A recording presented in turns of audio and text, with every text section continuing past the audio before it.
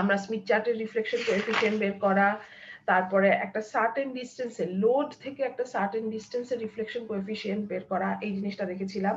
এবং আমাদেরকে একটা জিনিস মাথায় রাখতে হবে, একটা ট্রান্সমিশন লাইন সিস্টেমের জন্য আমি যদি একটা কনস্ট্যান্ট ভিএসডব্লিউআর সার্কেল এঁকে ফেলি, একটা লোড ইম্পিডেন্সের জন্য আমি যদি একটা সার্টেন কনস্ট্যান্ট ভিএসডব্লিউআর সার্কেল আঁকি, আমি চিন্তা করব যে ওই সিস্টেমের মধ্যে আমি যেই যেই পয়েন্টে যেতে পারি, ওই লোড ছাড়া লাইনের অন্য যে কোনো পয়েন্টে যাওয়া মানে হচ্ছে বেসিক্যালি ওই কনস্ট্যান্ট ভিএসডব্লিউআর সার্কেলের মধ্যেই রোটেট করা, কনস্ট্যান্ট ভিএসডব্লিউআর সার্কেলেরই কোনো না কোনো পয়েন্টে মুভ করা। আচ্ছা, এবং সেখান থেকে আমরা ভোল্টেজ ম্যাক্সিমা, ভোল্টেজ মিনিমা কোথায় আসে, এই জিনিসগুলো দেখেছিলাম। আজকে আমরা এই ভোল্টেজ ম্যাক্সিমা, ভোল্টেজ মিনিমা নিয়ে আরেকটু কথা বলে আমরা শেষ করব আমাদের স্মিথ চার্ট, এবং then will move on to impedance matching. But তার আগে আমরা ভোল্টেজ ম্যাক্সিমাম, ভোল্টেজ মিনিমার কথা একটু বলে নেই। ওকে, সো আমরা যখন তোমার আমরা যখন এই ভোল্টেজ ম্যাক্সিমাম, ভোল্টেজ মিনিমার পয়েন্টগুলো বলি, আমরা প্রথমে কি বলেছিলাম যে আর ম্যাক্স যেখানে রেজিস্ট্যান্স ম্যাক্সিমাম সেখানে হচ্ছে ভোল্টেজ ম্যাক্সিমাম। আচ্ছা, যেখানে রেজিস্ট্যান্স মিনিমাম সেখানে ভোল্টেজ মিনিমাম, এবং অবশ্যই যেখানে ম্যাক্সিমাম ভোল্টেজ পাওয়া যায় সেখানে মিনিমাম কারেন্ট পাওয়া যায়। ফাইন, এবারে আমরা যদি বলতে চাই যে আমাদের লোডের টাইপটা কি, আমরা দেখেছি গত ক্লাসের ছবিতে, আমার কথার সাথে যদি তোমাদের মানে বুঝতে অসুবিধা হয় তোমরা গত ক্লাসের লেকচারটা দেখতে থাকো, আমি ভিডিও অন করছি একটু পরেই। আমরা দেখেছিলাম যে যদি আমার লোড ইন্ডাকটিভ হয়ে থাকে, তার মানে যদি আমার লোড ইম্পিডেন্সটা স্মিথ চার্টের আপার হাফে লাই করে থাকে, আপার হাফে থেকে থাকে, সেই ক্ষেত্রে আমরা দেখব যে ভোল্টেজ ম্যাক্সিমাম পয়েন্টটা হচ্ছে নিয়ারেস্ট ডিসটেন্সে থাকে। ওকে, এগ্রিড? আচ্ছা, ধরে নিচ্ছি এগ্রি করছো। এবং ভোল্টেজ মিনিমাটা দূরে থাকে। একইভাবে যদি আমরা ক্যাপাসিটিভ লোড চিন্তা করে দেখি, ক্যাপাসিটিভ লোডের ক্ষেত্রে আমরা দেখতে পাবো যে ভোল্টেজ মিনিমাটা ক্লোজেস্ট থাকে, দেন থাকে হচ্ছে ভোল্টেজ ম্যাক্সিমাটা।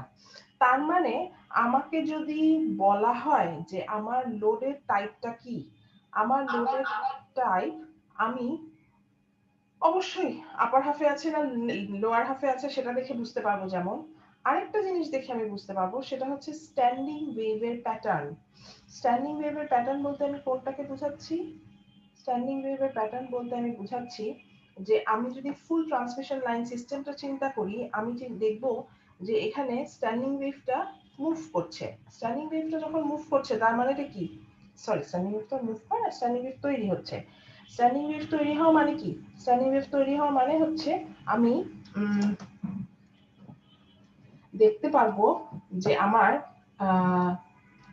ট্রান্সমিশন লাইন সিস্টেমটাতে, আমাকে একটু বলো যদি ক্লিয়ার না হয়। If this is my transmission line system, video দেখা যাচ্ছে আমার? Ma'am. Okay, so if this is my transmission line system, আমি জানি যে এই ট্রান্সমিশন লাইন সিস্টেমে এখানে সবসময় একটা ইনসিডেন্ট ওয়েভ আছে and then reflected wave আছে। সো আমার এখানে কি তৈরি হবে? আমার এখানে একটা স্ট্যান্ডিং ওয়েভ প্যাটার্ন তৈরি হবে। লেটস সে আমার ZL এর জন্য ভোল্টেজ একটা সার্টেন ভ্যালু আসছে। এইবারে আমার যদি এমন হয়ে থাকে, আমি যদি স্ট্যান্ডিং ওয়েভ প্যাটার্নটা এরকম দেখি,